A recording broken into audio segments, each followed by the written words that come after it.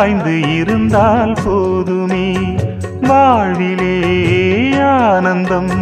மேலும் நிறைந்தே கூடுமே இதயம் எழுதும் இனிமையே இன்பம் வேறேது கனவில் வளர்ந்த கவிதையே என்றும் மாறாது நீ என்றும் தேன் என்றும் வேதங்கள் ஏதம்மா நினைத்ததும் இனித்திடும் காதல் பூமழை